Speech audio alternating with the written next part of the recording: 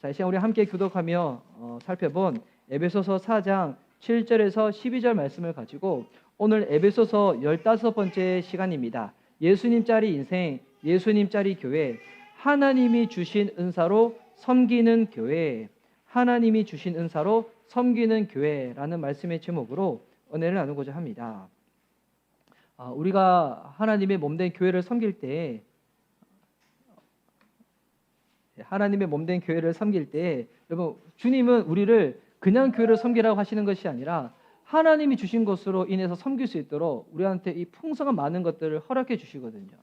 은사에 대해서 특별히 나와 있는 이 성경에 보면 고린도전서 12장, 13장, 14장이 그런데 12장에 성령께서 주시는 은사들을 종류별로 쫙 설명하고 난 다음에 이 14장에는 방언에 대해서 사도 바울이 설명하고 있어요.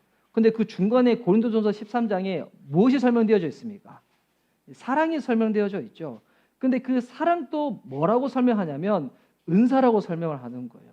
우리가 신앙생활을 할 때 우리가 만나는 사람들, 특별히 이렇게 목회자가 성도님들을 섬길 때 가장 필요한 게 성도님들을 향한 이 사랑을 대해야 되는 거잖아요. 근데 어떨 때는 이 사랑이 없을 때가 있어. 저도 이제 예전에 중고등부 학생들을 섬기고 또 초등학생들 중에서 고학년 섬길 때 그때 애들 중에서 머리가 조금 굵어지면 말 안 듣는 애들이 있어요. 무슨 얘기를 해도 일부러 막 말을 거꾸로 하고 막 이렇게 하는 애들. 특별히 이제 그랬던 제가 이제 주일학교를 섬겼을 때, 이렇게 전도사 때 그때 초등학교 6학년이었는데 제가 이번 주 중에 연락을 받았어요. 결혼한다고. 와, 결혼한다고. 그 걔가 얼굴은 반듯하게 생겼는데 정말 이렇게 말썽이 많았었거든요. 얼굴 반반하게 생겨가지고 여자애들 마음 홀리게 하고 막 그랬던 애였는데 얘가 나중에 진짜 커서 뭐 할까 싶었는데 야 지금은 반듯하게 성장해가지고 자기 회사를 차린 거예요. 얘는 대학을 뭐 그렇지만 그렇게 좋은 데 안 나왔는데 본인 회사의 직원들은 연고대 서울대 다닌대요. 그러면서 차를 이렇게 외제차를 끌고 다니면서 그렇게 생활하고 있는데 근데 그게 세상적인 성공이 꼭 성공 아니겠지만 하여튼 이렇게 얘가 나중에 뭐 먹고 살까 싶었는데 결혼을 한다고. 근데 그랬던 애들을 어렸을 때 제가 처음 만났을 때 진짜 말을 안 듣는 거예요. 그러니까 너무 미운 거야. 그때 뭐 어떻게 될까요? 사역자가 하나님 얘네들을 사랑할 수 있도록 사랑을 허락해 달라고. 여러분 사랑이 은사예요. 사랑하지 못한 자를 만났을 때 하나님께 사랑을 구하잖아요. 하나님이 주시는 거예요. 주님은 교회를 섬길 때 누군가를 대할 때 우리에게 없는 것을 가지고 하라고 하지 않으세요. 우리에게 그것을 섬길 수 있도록 은사를 주시거든요. 선물로 주시는데 그런데 이 은사를 잘못 오해하게 되면 어떻게 되는가? 이 교회가 무질서하게 되고 혼란을 경험하게 되지만 은사를 잘 활용하면 교회가 더욱더 건강해지고 풍성해진다는 것입니다.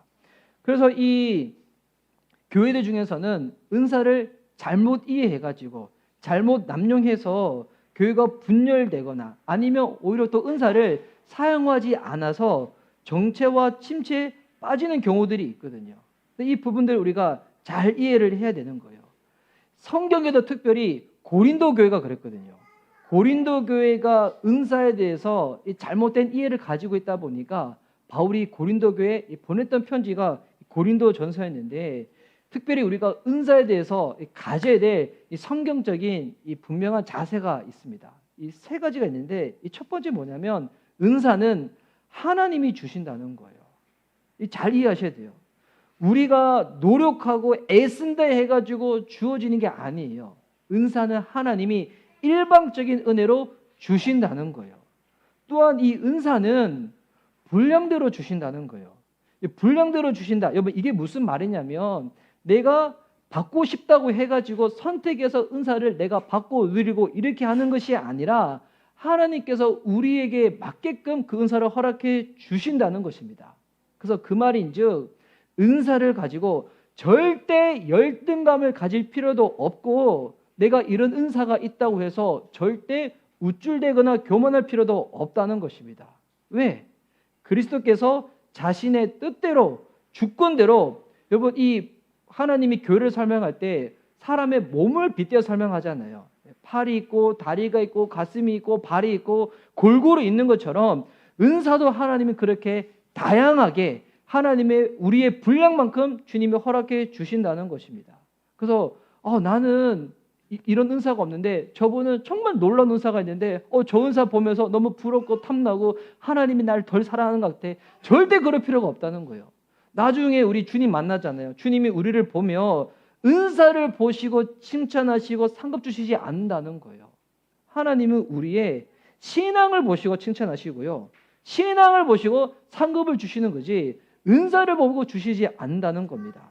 그러면 왜 은사를 주시는가? 은사를 주시는 목적은 교회를 섬기라고 주시는 거예요. 은사에 대한 여러 오해와 상처로 인해 가지고 은사 자체를 하찮게 여겨서도 안 되는 거지만 교회를 섬기라고 주신 은사인데 이 은사를 사용하지 않는다, 활용하지 않는다. 여러분 그래도 안 된다는 것입니다. 이 은사 하나님이 주시는 것. 그래서 오늘 이 본문을 통하여 은사에 대해서 우리가 한번 좀 살펴보고자 하는데 그러기 위해서 우리 지난주에 사도 바울이 그리스도의 몸이 영적으로 성장하기 위해서 하나 되는 것이 너무나 중요하다고 이렇게 이 본문을 살펴봤었죠. 우리 지난주 이 내용을 다시 한번 좀 복습해 보면 여러분 이 내용들을 다 기억하지 못해도 괜찮아요. 하지만 맞아. 그런 내용들이 있었지. 여러분 이렇게 제대로 이해하셔도 되는데 여러분 교회가 왜 성장해야 될까요? 교회가 빨리 성장해야지 우리가 생활하는 것에서 불편함을 덜 느끼기 때문에 그게 아니었죠. 교회가 성장해야 되는 이유는 교회를 통하여 하나님의 영원하신 계획과 하나님의 각종 지혜가 드러나기 때문인 것입니다. 여러분 하나님의 영원한 계획은 교회를 통하여 펼쳐진다는 겁니다. 그러면 교회의 성장이 무엇인가? 교회의 성장은 전도를 통하여 성도가 주님께로 모이는 것과 이 교회가 거룩해지는 것. 이게 분리되는 게 아니라 같이 함께 이루어지는 게 교회의 성장이라는 겁니다. 그래서 교회가 어떻게 할 때 성장이 된다고요? 하나됨을 통해 가지고 주님 안에서 하나됨을 통해서 하나됨을 이루기 위해서 우리 가운데 필요한 자세가 세 가지가 있다고 했죠. 겸손과 온유와 인내. 그래서 이 겸손과 온유와 인내는 세상에서 말하는 그런 것이 아니라 성경에서 말하는 상대방을 대할 때 우리 필요한 태도들이죠. 그래서 이게 결국 예수님의 성품이었습니다. 이와 같은 세 가지 태도를 가지고 서로가 성교를 섬길 때 교회의 영적인 분위기가 어떻게 된다고 했습니까? 여러분 약한 자들 또 이 부족한 자들을 용납하게 되고 교회는 평안의 매는 매로 하나 되게 된다는 거예요. 주님이 띠를 띄우시는 거예요. 우리가 하나 될 수 있도록. 그래서 이와 같은 교회의 하나됨을 통해서 결국 드러나시는 분이 바로 그 교회 단임 목회자. 이게 아니겠죠. 누가 드러날까요? 바로 우리 하나님이 드러나시는 거예요. 우리 삼위일체 하나님이 드러나신다는 겁니다. 우리 지난주에 나눴던 내용이었어요. 이 내용을 가지고 이 교회의 몸인 각각의 지체가 이제는 다양한 사역을 감당하는 것이 너무나 중요한데 이 중요함에 있어서 오늘 사도 바울이 이렇게 고백하고 있는 겁니다. 우리 7절 말씀인데요. 우리 7절 말씀을 우리 함께 읽도록 하겠습니다. 시작. 우리 각 사람에게 그리스도의 선물의 분량대로 은혜를 주셨나니. 자, 각 사람에게 그리스도의 선물의 분량대로 은혜를 주셨다는 것입니다. 여러분 은사에 대해서 반드시 기억해야 될 진리. 그리스도 안에서 모든 사람이 한 사람도 예외 없이 은혜를 받았다는 거예요. 여러분 여기서 이 말하는 은혜는 구원받을 때에 경험하는 은혜가 아니에요. 구원받고 난 다음에 구원받은 자로서 살아갈 때 필요한 은혜를 주시는 거예요. 그러니까 구체적으로 설명하면 구원받은 자로서 교회를 섬기고 사역을 할 때 필요한 은사를 주님이 주신다는 거예요. 여러분 꼭 기억하세요. 여러분 예수님 믿는 그 모든 사람들은 하나님이 은사를 주셨다는 거예요. 여러분 이거를 이해하지 못하시는 분들은 하나님은 나한테 어떤 은사도 주시지 않았다고. 여러분 그거는 비성경적입니다. 오늘 성경에 보세요. 각 사람에게 그리스도의 선물의 분량대로 은사를 주셨다는 거예요. 여러분 우리들 가운데 하나님이 주신 은사가 있다는 거예요. 근데 왜 우리가 그 은사를 모를까요? 하나님이 주셨음에도 불구하고 아직 본인이 그것을 깨닫지 못하다 보니까, 발견하지 못하다 보니까, 하나님이 주시지 않는 것들을 억지로 애쓸 필요는 없어요. 근데 중요한 거는 하나님은 이미 우리 교회가 하나 되고 몸된 교회를 섬길 수 있도록 은사를 주셨다는 거예요. 그럼 왜 이 은사를 주셨다고요? 개인의 만족과 명성을 위해서 주신 것이 아니라 교회 안에 있는 지체를 섬기고 교회를 더욱더 건강하고 풍성하게 만들려고 주님이 은사를 주신다는 거예요. 그래서 여러분, 은사를 이해할 때 많은 분들이 은사를 능력으로 이해해요. 아니에요. 은사는 능력이기 전에 사역의 툴로 이해하셔야 돼요. 사역의 연장선으로 이해하셔야 돼요. 하나님이 교회를 섬기라고 주신 이 사역의 도구이지, 이거를 능력으로 이해하다 보면 어떻게 되냐면, 은사를 가지고 막 개발해서 활용하는 사람들, 그런 사람들이 있는데 반면 나는 그러지 못해. 그러면 상대적 박탈감과 열등감을 느끼게 돼요. 그렇지 않습니다. 은사는 교회를 섬기는 도구라는 것입니다. 그래서 처음에 말씀드렸다시피 은사를 가지고 결코 열등감을 느낄 필요가 없다는 것.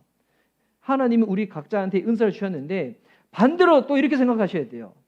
은사를 반드시 주셨는데 은사를 가지고 활용하지 않는다. 그럼 그 교회가 어떻게 될까요? 건강하게 성장하지 못하게 된다는 거예요. 지난주에도 도 그렇지 않습니까? 우리 지난주에 우리 김정우 목사님이 하나님이 허락하신 그 전문적인 그 부분을 가지고 은사로 섬겨주셨을 때, 저는 그렇게 섬기라도 못 섬겨요. 저는 여러분이 그린 그림을 보고 제가 어떻게 해석할까요? 어떻게 그림을 이렇게 그렸냐? 전 이렇게만 해석할 거예요. 근데 그 그림을 보고 저는 깜짝 놀랐어요. 와, 우리 안에 그 파란색이 덧칠된 거 보면서 평소에 우리 안 너무 과해. 했는데, 그런데 제가 그 얘기를 하면 어떻게 될까요? 그 부부 가운데, 그런데 목사님 얘기해 주시니까 어제도 우리 단톡방에 제가 올려드렸지만 제가 송 사모님이 송 사모님도 좀 몸이 좀 아파졌지만 저도 어제 오후에 계속 좀 두통이 심했거든요. 근데 아내는 저녁에 혼자 기도하다가 나았다는 거예요. 혼자 기도하다가. 혼자 기도하다가 나았는데 오늘 아침에도 제가 괜찮이 물어봤더니 아침에 비록 구토했지만 기도로 나았다는 거예요. 저는 두통약 먹고 나았는데. 모르겠어요. 믿음 있으시고 이게 이제 세속적이고 하는데, 하여튼 은사를 가지고 교회를 섬길 때 여러분 보세요. 미처 행하지 못했던 그 부분들이 풍성해지는 거예요. 풍성해지는 거. 그래서 여러분, 누군가는 그 은사를 가지고 말씀과 교회를 지도하는 것 가운데 섬기고, 누군가는 그 은사를 가지고 기도로 섬기고, 누군가는 식사 준비로 섬기고, 누군가는 찬양으로 섬기고, 누군가는 반주로 섬기고, 누군가는 주보 나눔으로 섬기고, 누군가는 예배 영상과 자막으로 섬기고, 누군가는 주차 안내로 섬기고, 누군가는 중보 기도를 정리하고 나누면서 섬기고, 어떠한 모양이든지 하나님이 주신 은사로 섬기는 것입니다. 저에게 음식 준비할 전 은사가 없거든요. 저한테 그걸 섬기라고 해보세요. 너무 곤욕이죠. 너무 힘들죠. 하지만 주님이 주신 은사로 섬길 때는 여러분 기쁨과 감사를 누리게 됐어요. 하나님이 정말 나에게 이것을 허락하셨구나. 그것 가운데 그 사역을 통해 누리는 그 보람과 기쁨을 경험하게 된다는 것입니다. 여러분, 어떠한 모양이든 하나님이 주신 그 은사를 가지고 우리가 섬겨야 되는 거예요. 여러분, 그러기 위해서 이제 뭐가 필요할까요?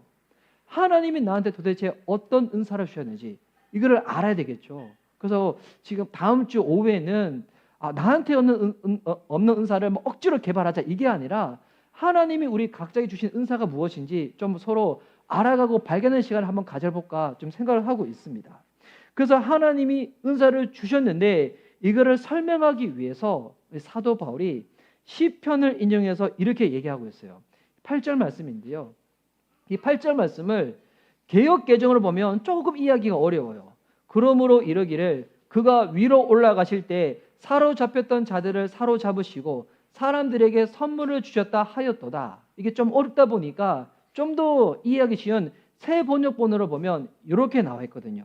자, 새 번역본 한번 올려주세요. 제가 올릴게요. 자, 보시면 그래서 우리 이제 주일학 교회들이 오늘 이 새 번역 성경 지난주에 봤던 것들 가지고 왔더군요. 그래서 우리 주일학교 친구들한테 그 얘기를 했어요. 올해 추수감사주일 날 우리가 대회를 할 거라고. 어떤 대회 할 거냐면 성경 찾기 대회를 할 거라고. 아직 우리 친구들이 성경 말씀의 내용은 잘 아는데 어디를 찾아보라니까 아직 잘 못 찾는 거예요. 그래서 우리 한 이렇게 이번 달, 다음 달 좀 훈련을 시켜가지고 추수감사주일 날 성경을 찾는 훈련을 좀 시켜야 되겠다 생각하고 있는데, 우리 세번역 성경 나와 있는 이 8절 말씀을 우리 함께 읽도록 하겠습니다. 세번역으로 한번 읽을게요. 자, 시작. 그러므로 성경에 이르기를 그분은 높은 곳으로 올라가셔서 포로를 사로잡으시고 사람들에게 선물을 나눠 주셨다 합니다. 아멘. 자, 이 8절 말씀은 시편 68편 18절 말씀을 인용한 거예요. 근데 이 본문이 조금 어려운 본문이에요. 원래 시편 66편은 애굽에 있던 이스라엘 백성을 하나님이 건지시고 이 백성을 세상으로 보내신 하나님의 승리를 기념하는 다윗의 찬송시거든요. 근데 이것을 인용해 와서 지금 사도 바울이 말하고 있는 거예요. 그 사도 바울이 이 시편을 지금 신학적으로 해석하고 있는 거예요. 어떻게 해석하고 있는가? 이것이 9절과 10절 말씀에 나와 있습니다. 9절과 10절 말씀 한번 넘겨주세요. 자, 이 9절과 10절 말씀도 개역 개정을 보면 조금 이해하기 어렵지만 이 세번역본으로 보면 좀 더 이해가 쉬운데요. 세번역본으로 우리 9절과 10절 함께 읽도록 하겠습니다. 시작. 그런데 그분이 올라가셨다고 하는 것은 먼저 그분이 땅의 낮은 곳으로 내려오셨다는 것을 말하는 것이 아니고 무엇이겠습니까? 내려오셨던 그분은 만물을 충만하게 하시려고 하늘의 가장 높은 데로 올라가신 바로 그분이십니다. 아멘. 자, 지금 시편 말씀을 가지고 와서 사도 바울이 신학적으로 해석을 하는 거예요. 우리 지금 태희자매님이 아주 멀리서, 우리 동두천에서 출발해가지고 지금 도착을 했네요. 잘 왔다고 우리 한번 박수로 한번 격려하죠.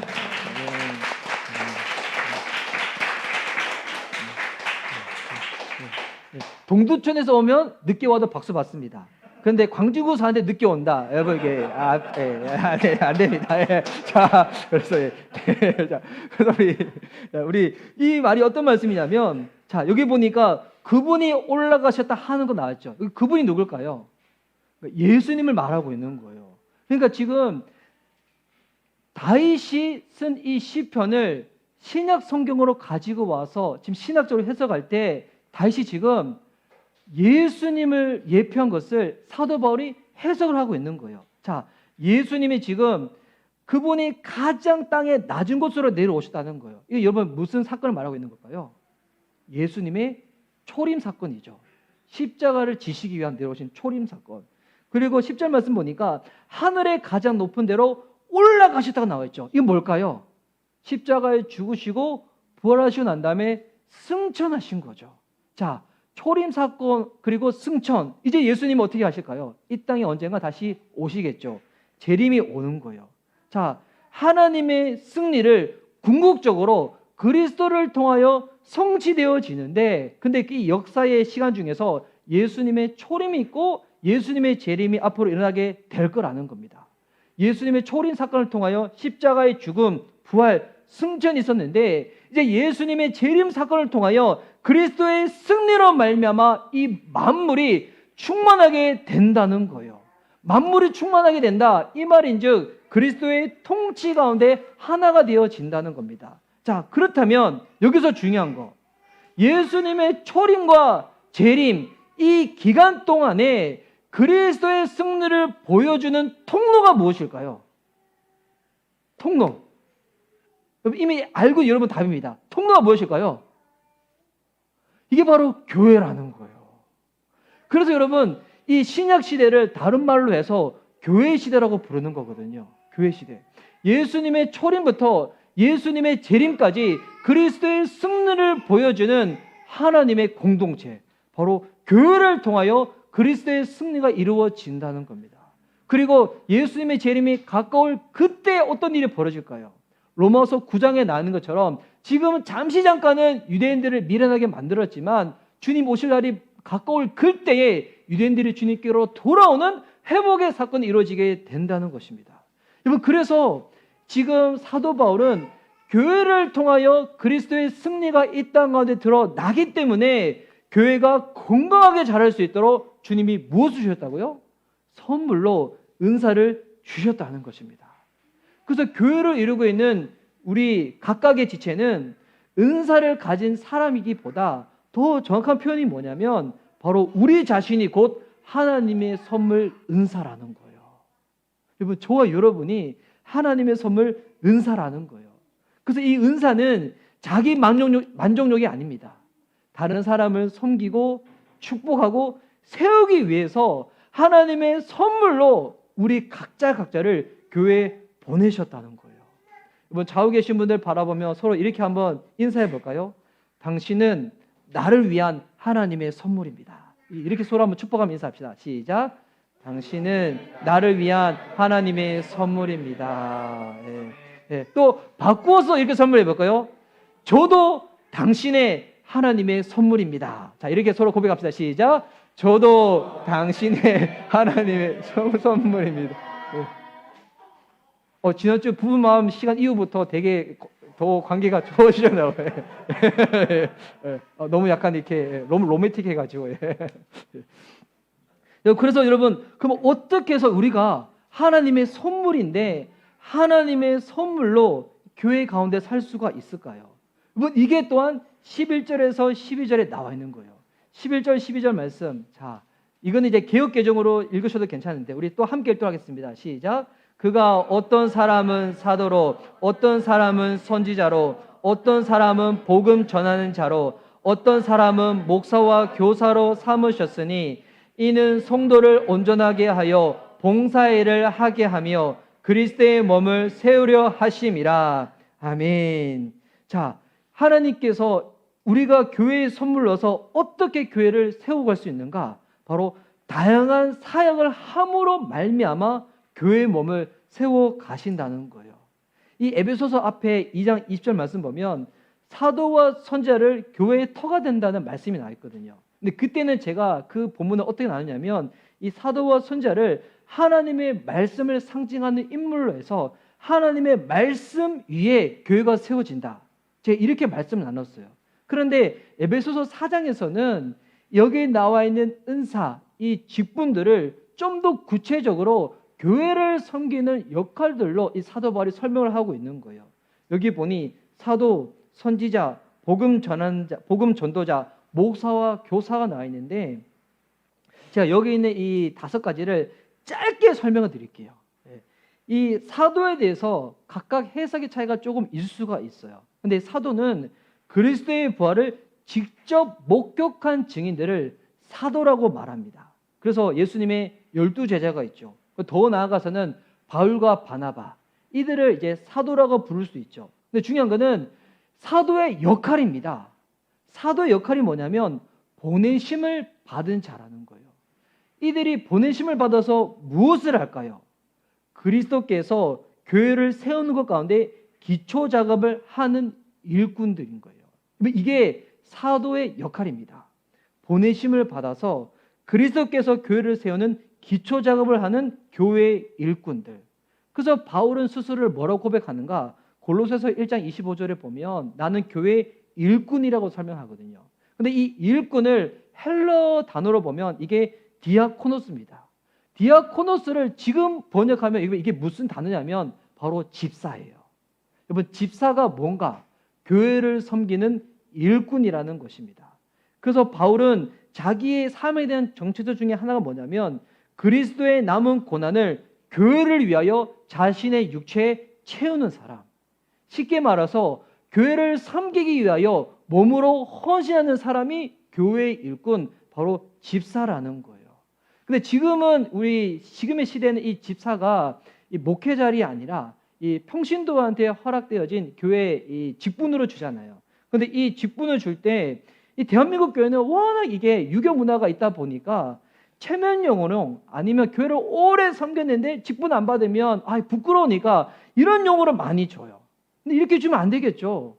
이 금요 예배 때 제가 이제 설교를 하러 갔던 그 교회에서 이제 그 목사님이 그 교회 담임으로 부임하신 지 한 6년 정도가 되셨나, 6년, 5년 정도가 되셨는데 뭐 다음 주에 이렇게 재직 임명을 하신대요. 그러면서 목사님의 교회는 아직 그 직분이 없냐고 해가지고 우리 교회는 아직은 다 송도로 호칭하고 있다고. 그래서 뭐 어떻게 직분을 주겠냐고 해가지고 제가 이게 잠깐 이렇게 설명을 드렸죠.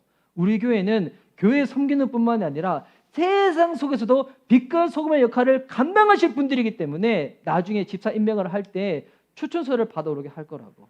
이 다니는 이 회사에서, 직장에서. 그래서 교회의 추천서 하나, 가정의 추천서 하나, 직장의 추천서 하나, 이거를 받아와서 훈련을 시킬 거라고 했더니 어떻게 그렇게 하냐 했더니 이전 교회에서 그렇게 배웠다고 이렇게 나눴었거든요. 그래서 이 집사는 교회를 섬기는 교회의 일꾼. 여러분 이게 딱 올라가면 뭐냐면 바로 사도가 그런 뜻이라는 거예요. 교회를 세우고자 하는 것 가운데 기초 작업을 하는 사람들. 그리고 이어서 선지자가 나와 있습니다. 이 신약 시대의 선지자는 사도행전에 보면 몇 사람이 등장해요. 이 사도행전 13장에 보면 뭐 유다와 몇 사람이 등장하고 유다와 실라, 아가보 이 정도가 사도행전에 나오는 이 선지자들인데 이 구약의 선지자들이랑 신약의 선지자는 조금 이렇게 역할이 달라요. 구약의 선지자들은 대개 어떤 역할을 했습니까? 하나님의 심판을 선포했었죠. 그런데 신약의 선지자들은 역할이 다르죠. 예수님의 이제 초림 사건 이후에 신약 성경이 완성되어질 때까지 하나님의 진리를 가르치고 보존했던 자들이 이 선지자들이에요. 그러니까 똑같은 하나님의 말씀을 예언하고 선포하지만 이 역할이 다른 것입니다. 그래서 이들 역시도 주된 작업이 뭐냐면 교회의 기초 작업을 가담할 수 있는 사람들이 선지자인 겁니다. 그래서 이 신약성경에 보면 사도와 선지자들이 말이 많이 나와요. 사도와 선지자 위에 교회 터가 세워진다고. 왜냐하면 이들이 초대 교회가 세워지는 것 가운데 주도적으로 쓰임받았던 인물이기 때문에. 그리고 복음 전도자가 나옵니다. 복음 전도자는 복음을 전파해서 사람들을 그리스도께로 인도하는 사람들뿐만이 아니라 뭐냐면 이 일을 감당할 수 있도록 사람들을 훈련시키는 사역자. 이게 복음 전도자예요. 그러니까 나 혼자만 전도하는 것이 아니라 사람들이 복음 전도를 할 수 있도록 훈련시키는 사역자. 그리고 목사와 교사가 있죠. 이 목사와 교사를 구분해서 설명하기도 하지만 이게 목사 즉 교사로 또 설명하거든요. 말씀을 가르치고 성도를 돌보아 성도의 신앙을 성장시키는 이 목회자를 말하고 있는 거죠. 자, 이러한 모든 일꾼이 뭐라고요? 교회를 위한 선물이라는 것입니다. 그래서 우리는 이 선물을 그저 받는 수혜자로 그치면 안 되는 거예요. 모든 교회 일꾼을 통해서 성도가 온전하게 봉사 일을 감당할 수 있도록. 여기서 봉사는 사역과 예배거든요. 사역과 예배 가운데 섬길 수 있도록 그렇게 만들어져 가야 한다는 겁니다. 여기서 이제 우리 모두가 어떻게 돼야 되는 건가? 사역자가 되어야 되는 거예요. 누군가의 도움을 통해서 신앙을 성장하여 사역을 하게 되고 또 내가 누군가를 성장시킬 수 있는 사역자가 되어야 한다는 것입니다. 이를 위하여 필요한 것이 뭘까요? 훈련을 받아야 하는 거예요. 훈련을. 어떤 사람도 그냥 재능이 있다고 해서 교회를 그냥 섬길 수 있는 게 아니에요. 하나님이 허락하신 재능과 은사가 맞다면 그것을 가지고 또한 훈련이 필요한 거예요. 지난주 목요일 저녁에 여기서 이렇게 청년들이 와서 예배를 드릴 때 여기 이제 찬양 인도하셨던 이 자매님이 계셨고 우리 드럼과 엔지니어를 섬겼던 형제가 있었는데 저도 이렇게 나름 교회를 이제 섬기면서 지금까지 악기 연주 잘하고 노래 잘하는 사람들을 은근 많이 봤거든요. 그리고 그런 친구들 중에서 기성 가수들도 있었고 앨범 낸 사람도 있었는데 그런데 이게 재능이 있는 사람과 훈련을 받은 사람은 확실히 차이가 있어요. 저희 교회 엔지니어가 없고 제가 음량을 잘 못 만지는데 근데 외부에서 온 찬양 인도자랑 또 이렇게 드러머 엔지니어잖아요. 그래서 제가 이렇게 전문 엔지니어가 아니어서 전 잘 못한다고. 근데 찬양 인도하는 자매님 얘기를 듣고 제가 마음이 확 풀려버렸어요. 저한테 무슨 얘기하냐면 볼륨만 나오면 돼요 라고 얘기하는 거예요. 볼륨만 나오면 돼요. 이게 그 은사가 재능 있는 사람들 중에서 훈련받지 못한 사람들은 이게 악기를 연주할 때 하나님을 예배하는 게 아니라 이 사람은 그냥 전문적인 악기 연주자구나 이런 사람들이 있어요. 그러니까 되게 좀 예민하고 까칠해요. 까칠해가지고 이게 본인이 모든 것이 완벽하게 세팅이 안 돼 있으면 안 하려고 하는 사람들이 있어요. 왜 그런가?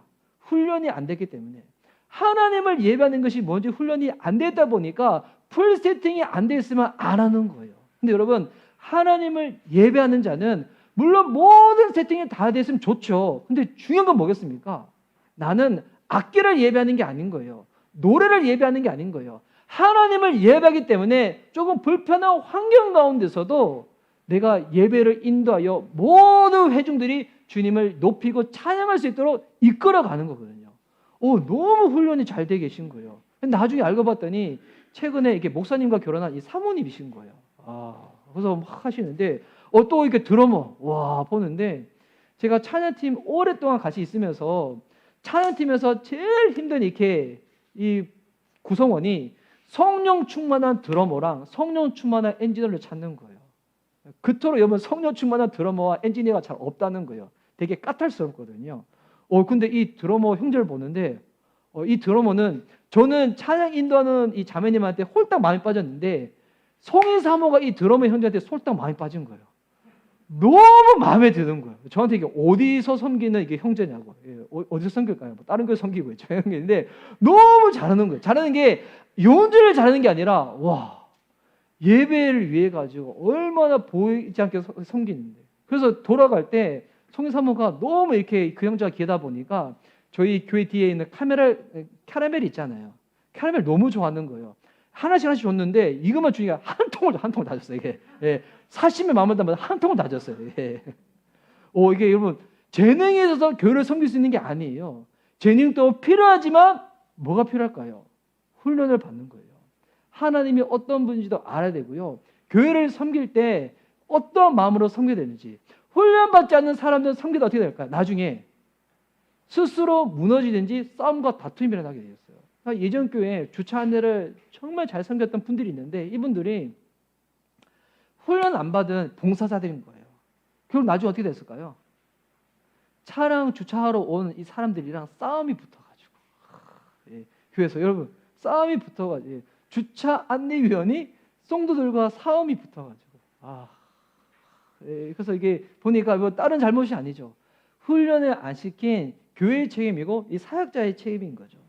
여러분 그래서 우리는 은사가 있는 것으로 끝나지 아니하고 하나님의 허락되어진 은사가 있다면 그 재능이 있다면 훈련을 받아야지 교회를 건강하게 섬길 수 있는 하나님의 예배자, 사역자가 된다는 겁니다. 그래서 이것을 스포츠 경기로 딱 빗대었을 때 대부분 이거를 축구 경기로 많이 설명을 하거든요. 축구 경기로 설명할 때 딱 그림을 보시면 자, 지금 이제 축구 경기장이 나왔죠. 우리 세번잠이 좋아하는 스포츠 축구가 나왔습니다. 보면 근데 대부분 사람들은 이거 생각할 때 이 건강하지 않는 교회는 이런 모양이에요. 어떤 모양이냐면 선수가 사역자 목회자예요. 선수가 막 드리블 화려하게 하고 센터리 올리고 막 골 집어넣고 막 하고 그리고 관중이 누구냐면 성도인 거예요. 이런 교회는 어떻게 될까요? 그러니까 전문적인 이 사역자들이 시합하는 모습을 보면서 막 성도들은 막 환영하고 박수치고 잘한다 우리 목사님 잘한다 이렇게 돼버리는 거예요. 이런 모양은 건강한 유형이 아니라는 거예요. 이런 교회 어떻게 될까요? 나중에 사역자들만 지치게 돼 있어요. 성도들은 전혀 훈련받지 못하고 그냥 와서 참관하고 즐길 것이 없다? 교회를 이탈해버리고 이렇게 돼버리는 거예요. 여러분 이런 것은 건강한 모형이 아닙니다. 건강한 유형은 어떤 유형인가? 자, 건강한 교회의 모습은 일단은 사역자는 코칭 스텝인 거예요. 훈련을 시키는 자인 거예요. 그러면 선수는 누굴까요? 성도가 선수입니다. 성도님들이 본인이 있는 은사를 가지고 훈련받고 이것을 가지고 교회에서 잘 활용하고 섬길 수 있도록 그리고 꼴이 있어요. 뭐가 꼴이냐면 바로 하나님 사랑, 이웃 사랑, 복음 전도를 통하여 교회가 성장하고 또 성교 완성을 이루기 위하여 나아가는 것. 이 꼴을 가지고 이런 훈련을 받는 거예요. 그냥 훈련 받는 자체가 목적이 아니라 하나님 사랑, 이웃 사랑, 교회에 허락하신 이 비전을 이루기 위하여. 그러면 관중은 누굴까요? 바로 관중은 바로 우리 주변에 있는 불신자, 가족, 친구, 지역사회, 이 나라, 이 관중인 거예요. 이 관중들에게 하나님이 어떤 분이신지 우리가 알려주는 거예요. 소개해 주는 거예요. 그래서 여기서 이 목회자가 처음에는 코칭 스텝을 시작하지만 나중에 어떻게 될까요? 이 평신도 리더들도 이제는 이 코칭 스텝으로 합류하게 되는 것입니다. 사역자들만 훈련시키시는 것이 아니라 훈련된 성도들이 또 다른 성도들을 훈련시키는 거예요. 우리 교회 양육이 저는 그렇게 되기를 원하거든요. 처음에 1:1 양육을 할 때는 우리 목회자 그룹들로부터 시작되어지겠지만 나중에는 우리 성도님들이 다 양육자가 되어지는, 제가 저번에 말씀드렸지만 두란노 바이블 칼리지에서 1:1 양육을 가르쳤던 분이 장로님이 사역자들을 가르쳤거든요. 장로님이. 와, 그걸 보면서 너무 도전받았어요. 내용이 아니라 그냥 그분의 그 모습을 보면서 와, 나중에 저는 저희 교회 성도님들이 어떤 사역의 다양한 분야든지 여러분들이 누군가를 양육하고 가르칠 수 있는 그런 사역자가 됐으면 좋겠습니다. 이런 교회가 되기 위해 우리가 필요한 것, 건강한 교회는 그래서 훈련하는 교회가 되어야 되는 거예요. 모든 구성원들이 사역자가 될 수 있도록. 여러분, 이게 교회가 작은 교회에서만 그렇게 되는 것이 아니라 나중에 교회가 성장해서 큰 교회가 되더라도 이런 흐름이 끊어져 버리잖아요. 그럼 여러분, 몸은 비대해서 커질 수 있는데 건강성은 떨어질 수가 있는 거예요. 하나님께서 앞으로 우리 교회 가운데 어떤 성장의 은혜를 줄지 모르겠지만 이 흐름을 꼭 놓치지 않으려고 합니다. 사역하는 교회, 훈련하는 교회. 제가 개인적으로 좋아하는 예능 중에 제가 골 때리는 그녀라는 이 TV 프로그램이 있어요. 저희 집에 TV는 없지만 제가 유일하게 다운받아서 보는 이 골 때리는 그녀. 수요일 저녁에 시청률이 제일 높은 예능 프로그램, 골 때리는 그녀라는 프로그램이 있는데 잘 모르시죠? 거룩하지 못한 저만 보고 있네요. 근데 이게 이 여자 연예인들이 나와가지고 축구팀을 이뤄가지고 축구하는 경기예요. 근데 이게 단순한 스포츠 예능이 아니에요. 곰곰이 보잖아요. 이 뭐냐면 성장 드라마예요. 처음에는 공도 못 차던 이 선수들이 나중에는 진짜 어떤 이 연예인들은 와, 나보다 축구를 더 잘하겠네, 이런 연예인이 생길 만큼. 근데 그 프로그램 중에서 2주 전에 어떤 경기가 있었냐면 와, 제가 보면서 개인적으로 제가 박선현 씨를 보면서 너무 존경하게 됐어요. 박선현 씨. 이 박선현 씨가 지금 나이가 몇 살이냐면 53세예요. 53세인데 지금 그 팀에 보니까 가장 어린 선수가 2002년생이에요. 석이라는 여자 가수가 있거든요. 한 팀을 이루는 거예요. 박선현 씨 보면서 제가 너무 도전받고 지금 보면서 제가 울컥할 정도였어요. 남들은 그 정도 나이가 되면 아무것도 안 하고 있잖아요. 거의 보니까 2002년생과 53세, 거의 엄마 딸벌이잖아요. 근데 이분이 얼마나 왕성히 일하시는지 이 딸벌인 이 서기가 볼을 패스해주면 그걸 받아가지고 골을 집어넣어서 해트트릭을 넣는 거예요. 와, 여러분, 이게 어떻게 해서 가능한지 알아요? 팀이 되면 가능합니다. 팀이 되면.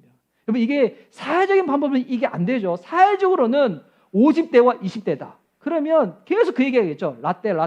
카페 가도 라떼 찾으면서 라떼는 이랬는데 이 얘기하니까 20대, 30대들이, MZ세대들이 이 라떼만 듣더라도 안 먹는 거예요.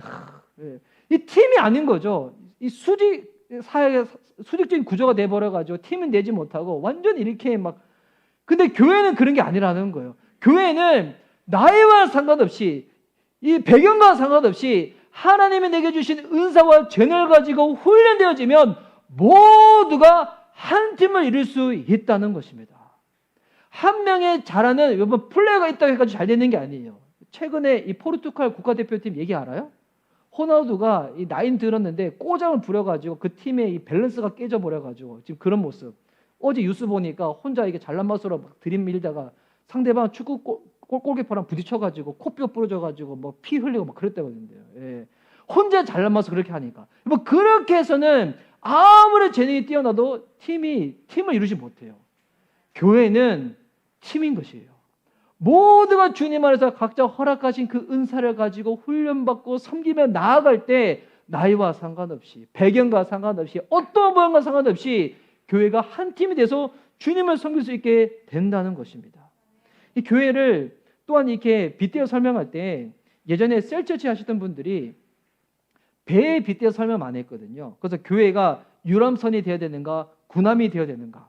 성도분들 중에서 교회를 대할 때 유람선으로 대하시는 분들이 있다는 거예요. 유람선은 딱 타고 난 다음에 이 배에서 어떤 서비스가 있는가, 선장들과 승무원들은 뭐 친절한가, 시설은 어떠한가, 나는 지금 평안히 잘 누리고 있는가, 내 여행은 즐거운가, 이런 것들로 보면서 배를 타는 거잖아요. 근데 교회는 유람선이 아니라 군함이라는 거예요. 왜 군함인가? 지금 이 세상이 놀고 먹는 판이 아니라는 거예요. 그리스도인들의 세상을 바라볼 때 가져야 될 성경적인 관이 있습니다. 지금의 세상은 영적 전쟁 중이라는 거예요. 저는 이렇게 배는 잘 타보지 못했지만 저는 이렇게 탱크를 타봤으니까 저희 빗대어 설명해 드리면 여러분 지금 두 개 중에 하나를 타야 되는 거예요. 여기 전차가 있어요. 탱크가 있고요.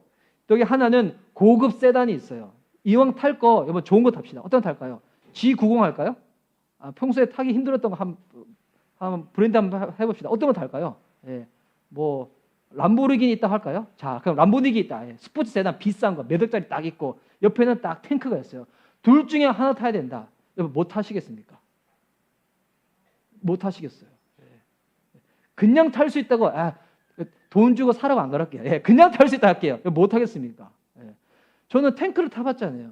탱크가 승차감이 어떨까요? 아주 안 좋아요.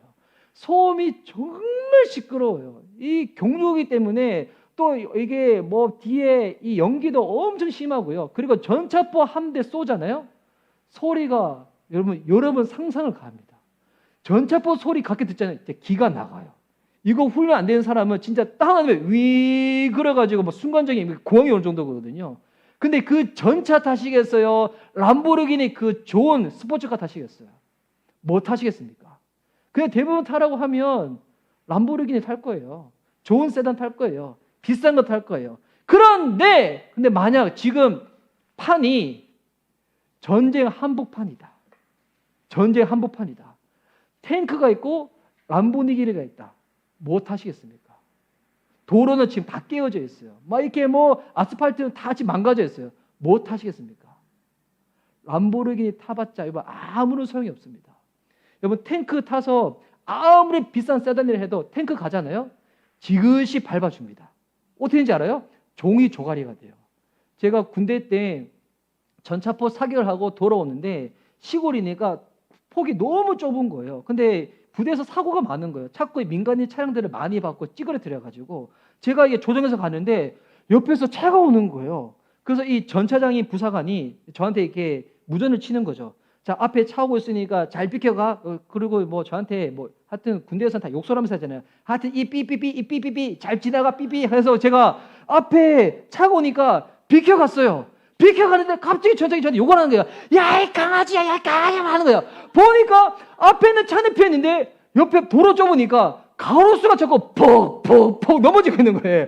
가로수가 계속 있는데 근데 넘어지는데 제가 아무런 느낌이 없는 거예요. 탱크가 그렇거든요. 탱크는 가로수를 들이받고 차를 들이받고도 아무 느낌이 없어요. 가로수가 퍽퍽 넘어져서 나중에 진짜 부대 도착할 때까지 욕을 얻어먹었어요. 야, 이 새끼야, 야, 이 새끼. 뭐야. 여러분, 지금 전쟁 한복판입니다. 탱크가 있고 고급 세단이 있다. 어떤 거 타시겠습니까? 전쟁이라면 아무리 승차감이 좋지 않더라도 탱크 타야죠. 그래야 그나마 더 살 수 있는 확률이 더 높아지니까. 여러분 이해하시기 바랍니다. 왜 교회가 훈련되어져야 되는가? 영적으로나 사역적으로나 지금의 우리의 이 세상은 영적인 전쟁 중이라는 거예요. 이거를 맞아. 우리 부부 관계는 늘 전쟁과 사랑이야. 그러니까 영적 전쟁이지. 이게 아니라 그리스도인들이 세상을 살아가는 이 세상 속에서 우리는 영적인 전쟁을 치르고 있다는 거예요.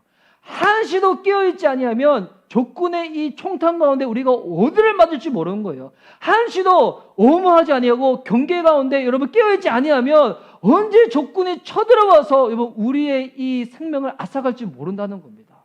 이 전쟁 한복판 가운데 영적인 전쟁 가운데 여러분 우리는 이 교회가 탱크가 되어져서 함께 한 몸을 이루고 나아가야 되는 거예요. 훈련을 받아 주께 주신 그 은사를 가지고 서로를 섬기며 교회가 건강하게 성장되어져서 이 마지막 때에 한 영혼이라도 더 구원하고 한 영혼이라도 일꾼으로 만들어서 주님 만날 때 그냥 만나는 것이 아니라 구원받은 하나님의 자녀로 만날 수 있도록, 주님 만날 때 그냥 만나는 것이 아니라 주님께 칭찬받아 풍성한 상급을 받을 수 있도록 그렇게 영적으로 사역적으로 훈련을 시켜야 한다는 것입니다. 오늘 사도 바울이 그 얘기를 하고 있는 거예요. 교회의 성장은 단순히 세상에서 그냥 건물이 커지고 그냥 사람들이 많아지고 이게 아니라 교회가 성장해야지 구원받는 숫자가 더욱더 많아지고 이 마지막 때에 더욱더 많은 사람들을 깨울 수 있기 때문에 여러분 훈련받기를 즐겨할 수 있는 저와 여러분 됐으면 좋겠습니다. 각자 하나님이 주신 그 은사를 더욱더 개발해서 교회를 섬길 수 있는 저와 여러분, 우리 미션 리바이벌 교회가 될 수 있기를 예수님의 이름으로 축복하는 바입니다. 아멘.